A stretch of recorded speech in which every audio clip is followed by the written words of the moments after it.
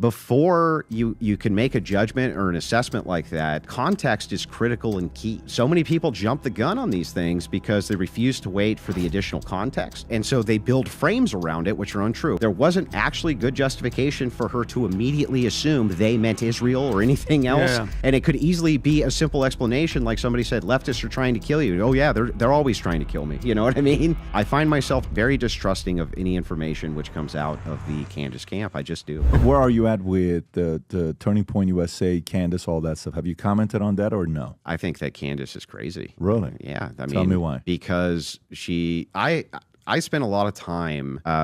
It's true. I didn't like her already because she attacked Steven Crowder when he needed her the most, right? But that wasn't it.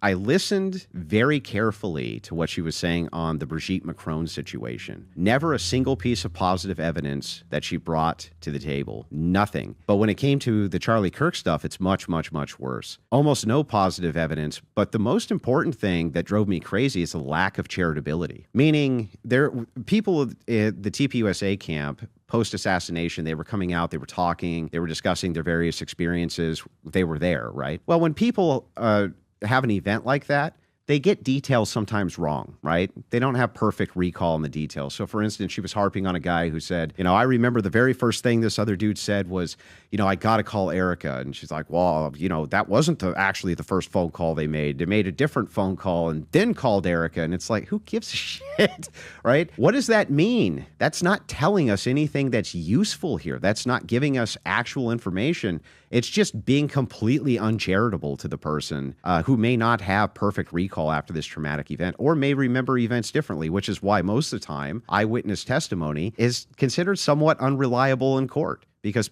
people are flawed. They're less, they have less than perfect memories. They remember things out of sequence, or they may remember an event very vividly, but then give it added context or take context away from it. That's just how human beings operate. And most of the conjecture and conspiracy theories she puts up are due almost 100% just to a lack of charitability of what another person is saying. And it's like, if she had just added just a small amount of charitability when these people are telling their stories, she'd walk away with wildly different conclusions. Well, I was going to ask the one thing, because I don't have the time. We adore Charlie, but I don't have time to sit there and watch the whole 3-month soap opera saga. That's what it is.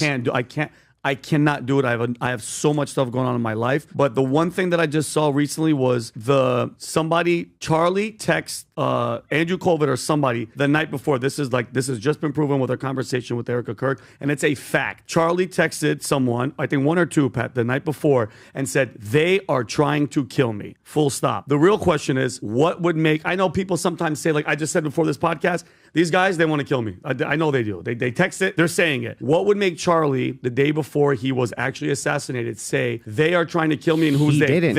He didn't. No, the text actually said the left is trying to kill me, and that just came out. The left is trying to kill me, and this is what I mean by a lack of charitability. So when that's a bold claim, right? They're trying to kill me. Yeah, they are trying to kill me. Whole different statement than the left is trying to kill me. Is that what it actually was? It's wants, by the way. I don't think trying, it's wants. Oh. And I believe that what that actually was the left wants to kill me. See, I didn't hear the left part, but to say that the day before you get assassinated is pretty, because think about it, the left. Yeah, but you see the context change, like big time. They want to kill me. Or the left wants to kill me. A massive context change, right? But I would like to see that, again, it's not the responsibility. Now, I believe, maybe I'm getting this detail wrong, and you guys can fact check me. I'm open to it right now, to being fact checked on this, but I believe that came out in her conversation with Erica Kirk, that the message actually said, the left wants to kill me. Now, if I'm wrong about that, I'll eat crow, but I do believe that that's what was said. I didn't hear that one. They are going to kill me. She implied over and over it was Israel. She saw the text herself, and it clearly said they was the left. Well, yes. they clearly that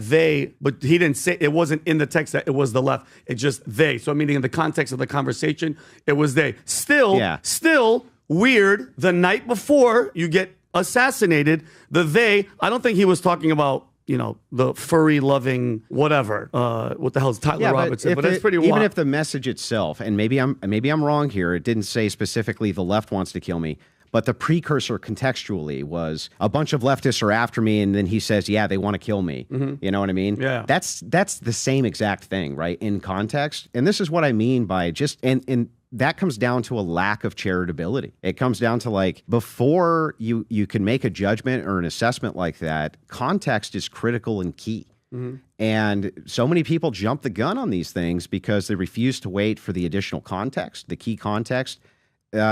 And so they build frames around it, which are untrue. Remember back to the very first part of the conversation with Patrick. What did my dad teach me? To get to the core root, most people believe things which are totally unfounded because they've been told to them, even though they have no justification for the things they say. That was one of those things. There wasn't actually good justification for her to immediately assume they meant Israel or anything else. Yeah. And it could easily be a simple explanation, like somebody said, leftists are trying to kill you. Oh yeah, they're always trying to kill me. You know what I mean? And that shifts context radically. And because of that, I find myself very distrusting of any information which comes out of the Candace camp. I just do. Because every single time the context gets shown with it, it radically changes the situation. Do you trust the FBI?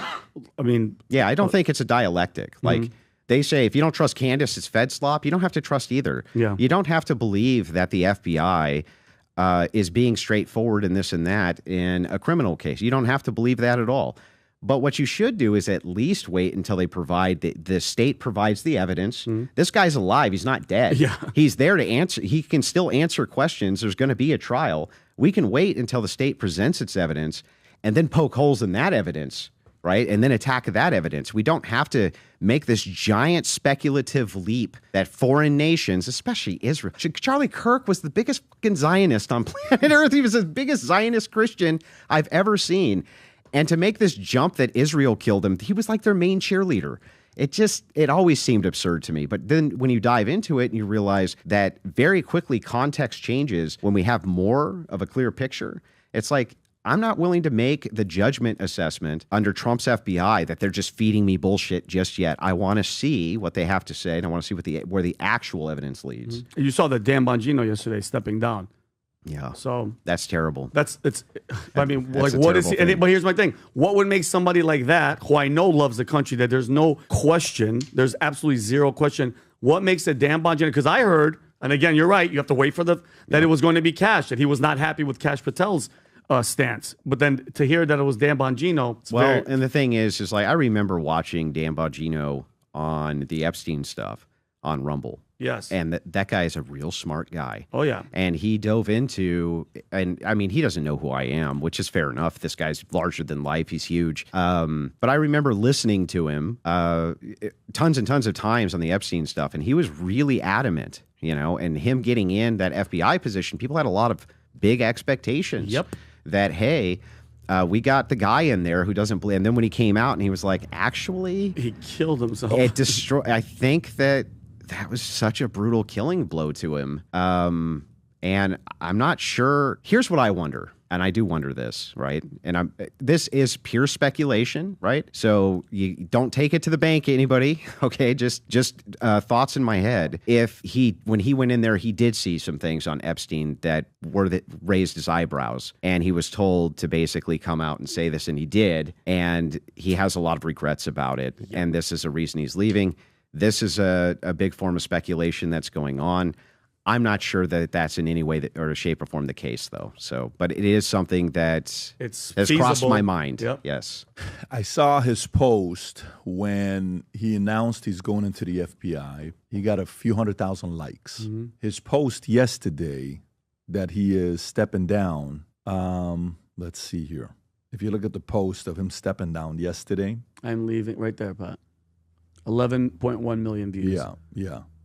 So to me, I don't know. Thank you. I think people thought he was going to go in and do stuff with Epstein. And the interview we all watched, we were all suspect about the way he answered, and he's doing stuff with his eyes and overreact. I'm like, see, now with the Epstein stuff, there is compelling evidence. The brother of Epstein had, he had his own expert come in to try to do analysis and verification on the official story, and they did present evidence that this looked like it possibly could have been a murder by suffocation and various things, and that evidence is at least compelling. But the guy that brought in, the guy they brought in anybody that ever hired him, the guy sided with the person that paid him. I don't know if that makes sense. Yeah. So anybody that hired him to investigate who was behind it always sided with the person that paid him. Sure. However, that doesn't mean he's wrong. No, it doesn't mean he's wrong. But And so- if you have 6 patterns of that happening, and the guy's an 80-year-old something guy, it's not like a it's guy enough that's- to raise an eyebrow about. It's enough to raise an eyebrow But it's about. at least some evidence. Sure, I get it's something you ought to consider, but it goes back to when you're talking about, when there's an eyewitness and it happens, and people misremember the sequence of what happened first. Right. Well, first they opened the door, then they walked in, then they shot. You sure? Did they shoot first, then open? I don't remember. It's kind of like, so you don't. Yeah. So, but you got to put into consider it. But to me, when he does his first podcast in the next 6 months, how is he going to do a podcast? Think about it. Is it going to be 19 things I learned in the FBI that they don't want you to know about? He can't do that. No, of course not. He can't do that. So, okay. Non-disclosure. So the entire time he's thinking about what things am I going to comment on? What are you going to comment on? What if he came out and he's a whistleblower? Oh. He's not going to do that. Then protected under whistleblower laws. He's not going to do that because I think It would destroy him. the hardest part about when you join the mob, and everything is a mob. It doesn't matter what you think about. When you're a made man, you don't just walk away, right? He is a made man. He is. Yeah. Great point. So he is a made man. Great So point. if you're going to walk away and go back to regular life, Yeah. listen, you don't think they have stuff on everything with Dan and, in this video, he's talking about how tough it is on his marriage and how, I don't know if you saw that interview. Says, you realize how tough it is on my marriage? I don't see my wife. We're having a hard time. We're separated right now. He says, not separated as divorced. We're just separated for the last 6 months. This is not like oh my God, what an awesome job. I can't wait to be, the director or you do this. No, Deputy it's a director, pretty yeah. shitty job that you got. Yeah. Especially if you're a family guy. Oh, And Cash is not a family guy. Cash has got a girlfriend. yeah, that he's doing podcasts with. Totally get it. But what I'm saying is he's got Didn't a his girlfriend. sue Elijah Schaefer? Yes. I don't know. She was getting sued because they said that she was a honeypot, allegedly, for Israel. Yeah. And they Sued him for like sued $10 him million for a lot of or money. Yeah, something? I think we showed it, Pat. He made a video. You played it a while ago about the guy saying, he's like, bro, I didn't say. Who is Elisha Schaefer? Elijah he's a Schaefer, he's a podcaster. podcaster. Can you pull him up real quick, Rob? I'll let you know the moment I see his face. Yeah, this guy. We showed it. Yeah, we made that showed video. it. Yeah. But then, and I know we want to close, Pat. You have to understand too, like what you're talking about, the conscience. They release, besides the influencers holding the Epstein list, which is complete BS, and it was such an embarrassment with all the lying from Pam Bondi and all these people. Just alone, Andrew, the doctored video of splicing out moments in his jail cell, of Epstein's jail cell. It's like, you guys took out 30 seconds. it What are we was. doing, bro? It was. But Do you think, just to ask you directly, Yeah. right? Do you think that Trump is named in the Epstein files? I don't think his name is, if I had to guess and assume, I think very powerful people that he knows that gave him potentially money, they're on there. There's a lot of Is people. it a deal breaker for you? I don't like, I'm anti anything. He knows this. He knows me more than anybody here. Anything with children, Andrew, as a Christian, Bible reading, the major, most warning spots in the Bible, I think it's Ephesians chapter 12, something like that, verse 6, about harming children. That's the worst. You might as well tie a millstone around your neck and throw yourself in the deepest parts of the ocean, which the symbolism is God sees everything. Why would God say in the deepest parts of the ocean? Because he wants you out of his freaking sight. If it came out that Trump, not that Trump did any of this stuff, but just people adjacent to him. And he's protecting them, Yeah. It's over, right? I'm done. I agree with that. I don't play, Andrew. I think that's the correct take, honestly. You know what my position is? I love kids. But- I can't play that game. What about the I guess my last question for you, since I got you here, is like, you do realize though that our federal government engages in blackmail operations like that all over the world, Yes. along with other Yes. governments. Yes. Sometimes to good effect. Like sometimes like that's really to our benefit that they do that. Right? He's sat there multiple times because Andrew, great. I love that you said that. I had to wake up to that fact because I said, let justice be done though the heavens fall. Meaning if we're built on that, like, and I get what you're saying. How does God, the ultimate judge, look at us? People are manipulating each other and doing everything to further the dominance and the power of the United States. I am so I get what you're saying. And trust me, I know that they're doing it because it didn't start with Trump. This has been going, it's such a powerful thing, Andrew. They've all been involved. Well, it's gone through 4 administrations, right? Four of them. Yeah. So, yeah, exactly. So my point is, my attitude is I understand 100%, and he's explained it, and I get it. It's just, bro, I know for a fact God isn't going, yeah, you know what? Keep the pedophilia a secret because X, Y, and Z are there and we have a good relationship with this country. I'm anti that 1,000% because God, you're not hiding from him at all. He sees it all. He said, you were going to say something too, Pat, before? No, I was going to say what he said. Which is, what is the inventory of intel that we've shared with Mossad? Let's say we go there. So I've had Mark Epstein and MI6. And MI6, and not just MI6 and Mossad, quite all multiple of them. intel. Yeah. Say you're sharing that intel with them, and say you have had control of some of the most powerful people that are evil people in the world. And you can hang on to that for all this time so they don't do anything dumb. Is that better to save the lives of current hundreds, if not millions of people? That's the argument. Okay, so you can sit there and. But as a Christian, if he's going as from a Christian, he's going from Christian ethics. No, as the Christian argument, you're the argument. So from the ethics, but remember, from the ethics side, it's like Trump at Charlie Kirk's memorial. What did he say? When it comes to evil enemies. His Lord and Savior. Yes. He never not said, Trump's. he says, with Charlie Kirk's Lord and Savior. He never said our. Nope. You're 100% so to right. Trump, when he says, I'm not going to heaven. Yeah. Maybe to him, he's accepted it. Yep. And he thinks to have this job, I don't live by the standard you live. Yep. Then it is what it is. But if he's saying from his standard, from the standard of Christian ethics, he's saying, who cares? Like, even if it protects hundreds of thousands of people, it's not worth one kid having that happen. That's a remarkably consistent position that I can't really beat a person up over because it is consistent. There is, but to what extent? So keep that position. To the extent of you'd be willing to replace Trump for Kamala? To the extent of you'd be willing to replace Trump for Newsom? Or to the extent of you would be willing to replace Trump with a super conservative guy like a DeSantis? Well, then that's a different position. What if that's primary? Yeah. But what if we flipped it a little bit?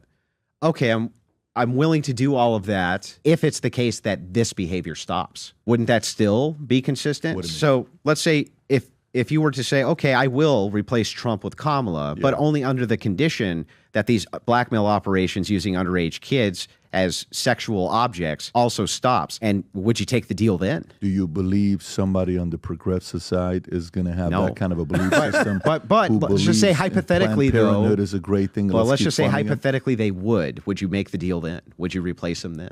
What other values and principles would I need to accept that comes with that package? Yeah, that's a Would good I need point. to accept the package of LGBTQ? Would I need to accept the package of allow 20 million immigrants to come in, of which Trump's not exactly hard on the LGBTQ, to be fair. No, he's not. But you know what his argument was in 2016 when they asked him about it. In 2015, they asked him about it. They said, so what is your position with LGBTQ? He said, isn't that already a law? What are we talking about? Let's move on. Yeah. It was a 2-second conversation. And he moved on from it, right? Because Trump is very calculating. He looks at what are the top 5 issues. Why would I make a 12 issue a number 3 issue? No. Boom. Here's my top 5 issue. They're sending their worst.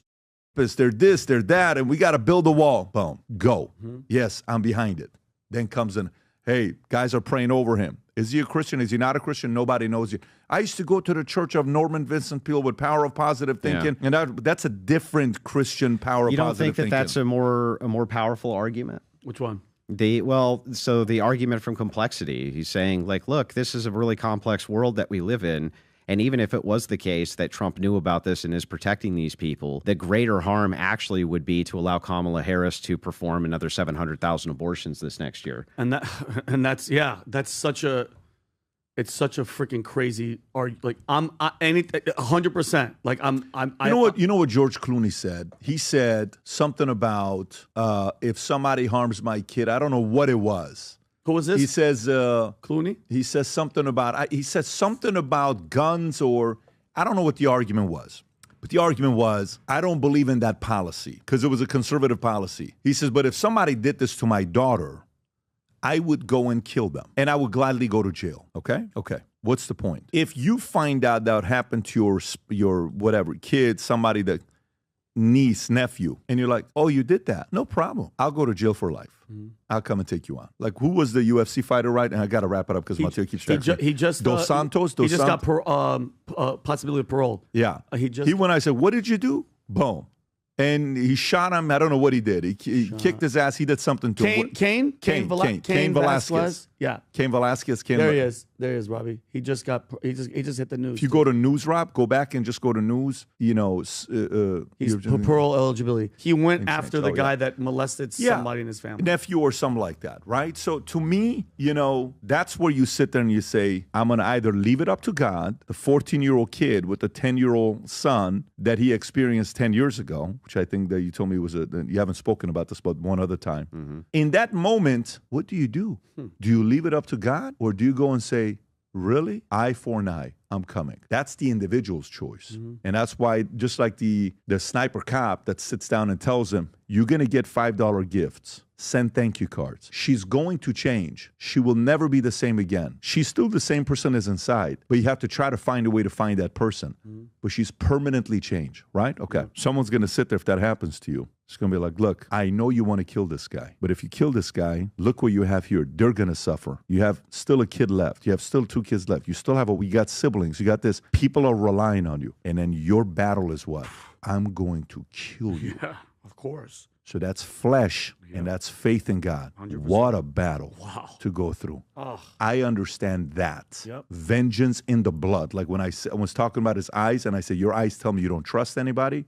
You're super skeptical, and you have, you know, a rage in you. Why is that, right? I get that. But when you have a handful of countries that are hoping for you to have a massive fall, and this country's values and principles, billions of people around the world are hoping America makes it so they can come back and influence a little bit of our country. Hey, man, can you guys just keep it together? Can you guys, Americans, don't get a divorce? Can you guys, like, stay solid? Because you're concerning me, and I'm living in Brazil, or I'm living in this. I don't want to leave Brazil, but I kind of want America to stay strong. I think that part, that person's job of being the president, it is not everybody's job. When you become a president, you have to accept the fact that your decisions will kill people. Your decisions will cost a lot of people's lives. Politics always a trade-off. Don't run for office if you don't want it. Don't do it. It's not for you. That's his job. Let him deal with his maker on what he wants to do. And that's my position. But I understand why he's doing what he's doing. To me, he has such a control, I believe, over 20, 30, 40, 50 people. And that's kind of keeping it together. That blackmail or whatever you want to call it. Maybe you wouldn't do it. Maybe the average person watching right now saying, screw you guys, I don't agree with you. Totally get it. But that, typically in a family, you get pissed off. I think they do get it. I don't think everybody gets it. No, but I think enough do. I agree with you. I do think enough do, but I do think there's a percentage like, but no. And I get it. Like, when you're your father and you have kids, and 80% of the stuff the kids are not going to understand. Like, what are you talking about? Dude, you'll know in 20 years. Yeah. Relax, bro. Yeah. That's true. Go try to get straight A's. It's actually a really good now. point. Yeah, go try to get straight A's right now. One day you'll understand what the fuck, what is going on here. Till that day, play your sports, play your Muay Thai, play your stuff. Go do whatever you're doing with your Fortnite, and then read some books. And then later on, as we're evolving, I'll tell you more about the family. And by the way, guess what, kid? What? There's about 8 things you will never know about your family. Really? Yes. Just like there's 40 things I don't know about my mom and my dad. And we all have to live with it. We move on.